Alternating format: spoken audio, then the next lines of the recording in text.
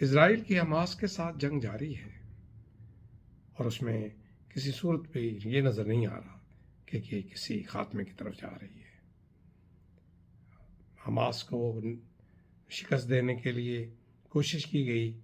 کہ ان کی جو خندقیں ہیں، جو ان کی ٹنلز ہیں، سرنگیں ہیں، ان میں پانی ڈالا جائے، لیکن بعد میں پتہ یہ چلا کہ انہی میں یرغمالی بھی رکھے گئے ہیں، جس کی وجہ سے وہ اس منصوبے کو پایہ تکمیل تک ابھی تک نہیں پہنچا سکے۔ اور اس دوران حماس نے 3 عدد جو یرغمالی تھے ان کو اکیلا چھوڑ کے خود سین سے غائب ہو گئے،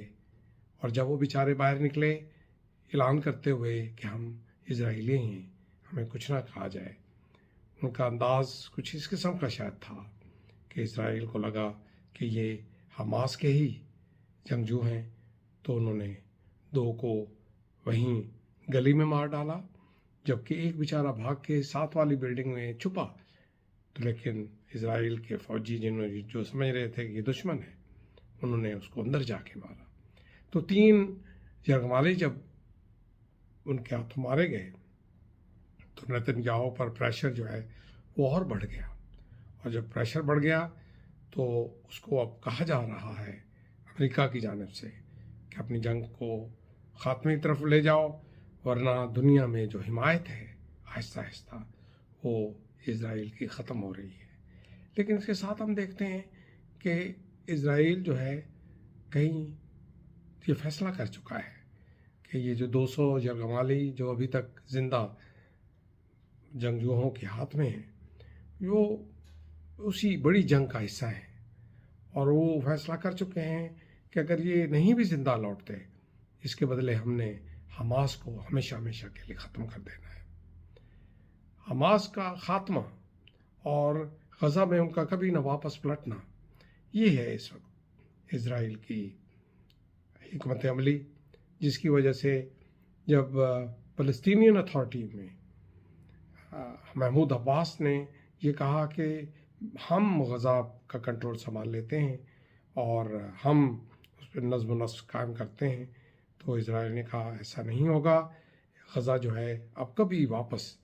فلسطینین کنٹرول میں نہیں جائے گا، بلکہ اگر غزہ چلا جاتا ہے تو ویسٹ بینک مغربی کنارہ جو ہے وہ بھی خطرے میں آ جاتا ہے۔ اس کے ساتھ ساتھ جو ایک سچویشن ڈیولپ ہو رہی ہے وہ ہے لبنان میں، حزب اللہ جو ہے وہ گولے داغ رہا ہے اور اس کو سلیکٹیو طریقے سے اسرائیل ختم بھی کر رہا ہے۔ ادھر ہوتیز یمن میں جو بیٹھے ہیں وہ بھی ایران کی شے پہ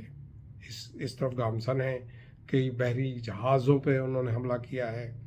اور اس طرح جو ایک خطے کی صورتحال ہے وہ ایک ڈیسٹیبلائزیشن کی طرف جا رہی ہے۔ اس میں جو مزیدار بات سمجھ میں آتی ہے وہ یہ ہے کہ مسلمان ممالک نے اتنی بھی کوشش نہیں کی فلسطینینز کی ہیلپ کی جتنی بیرون ملک میں غیر ملکیوں نے اور غیر مسلموں نے کوشش کی ہے۔ جو ایجپٹ ہے، ایجپٹ نے تو وضاحت کے ساتھ یہ کہہ دیا ہے کہ ہم ایک بھی فلسطینی اپنی خطہ پہ رکھنے کے لیے تیار نہیں ہیں، کوئی ہماری طرف نہ آئے۔ اور سنا یہ گیا ہے کہ جو ٹنلز ہیں جو حماس نے کھود رکھی ہیں ان کا جو آخری سرا ہے وہ ایجپٹ کی جانب نکلتا ہے، تو انہیں یہ بھی خطرہ ہے کہ جب ادھر سے انہیں اسرائیلی فوج دھکیلے گی تو وہ ایجپٹ کے اندر، ایجپٹ کی ٹیریٹری کے اندر آ جائیں گے۔ تو انہوں نے بار بار یہ اندیا دے دیا ہے کہ جو کوئی اس طرف آئے گا اس کو شوٹ ایٹ سائٹ کے آرڈرز جو ہیں وہ دے دیے گئے ہیں کہ پھر وہ زندہ یہاں سے واپس نہیں جائے گا، کیونکہ ہم یہ نہیں دیکھیں گے کہ وہ کس مذہب سے تعلق رکھتا ہے، ہم یہ دیکھیں گے کہ اگر وہ ایجپشین نہیں ہے اور بغیر کسی اجازت نامے کے، کسی ویزے کے ہمارے ملک میں داخل ہوا ہے تو ہم اس کو برداشت نہیں کریں گے۔ تو اب آپ اس کو یہ دیکھیے کہ جب فلسطینینز کو غزہ میں رہنے نہیں دیا جا رہا، ویسٹ بینک والے بھی اتنے ویلکمنگ نہیں ہیں، تو وہ جائیں تو جائیں کہاں، کیونکہ جس مذہب کا وہ نعرہ لگاتے ہیں وہ مذہب بھی اور اس مذہب کو ماننے والے بھی ان کی ہیلپ نہیں کر رہے،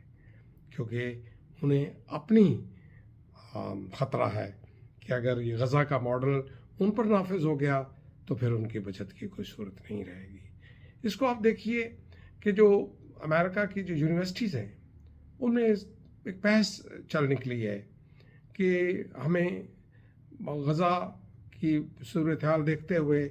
اسرائیل کی حمایت سے ہاتھ ہٹا لینا چاہیے،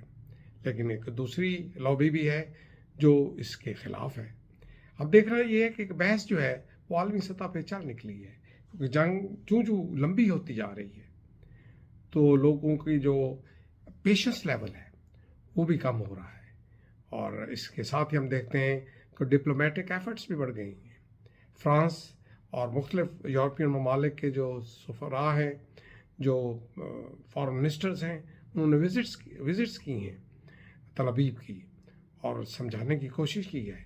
لیکن اس وقت سچویشن یہ ہے کہ جو نیتن یاہو ہے وہ اس حد تک ان پاپولر ہے اسرائیل کے اندر کہ اگر وہ جنگ بندی آج کر دے تو اس سے اگلے ہفتے اس کی حکومت ختم ہو جائے گی۔ تو اس وقت اس کا بھی ویسٹڈ انٹرسٹ یہ ہے کہ اس کو جتنا طول کھینچا جا سکے،